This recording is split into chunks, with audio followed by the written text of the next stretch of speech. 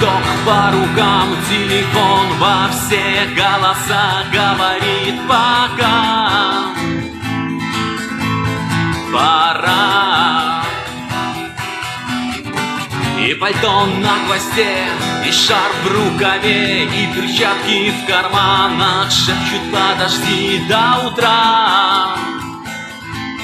До утра.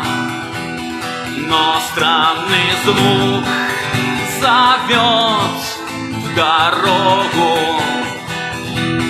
Может, сердце, а может, стук в дверь. И когда я вернусь на пороге, я скажу одно лишь слово: верь.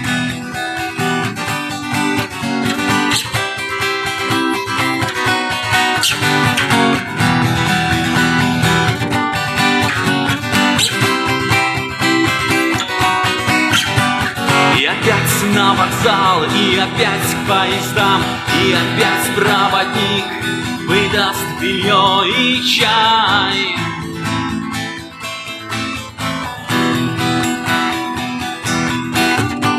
И опять не усну, и опять сквозь грохот колес мне послышится слово: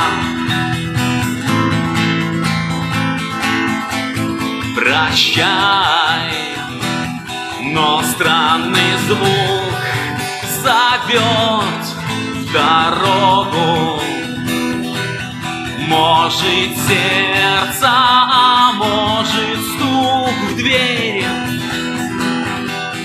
И когда я вернусь на пороге, я скажу одно лишь слово: верь.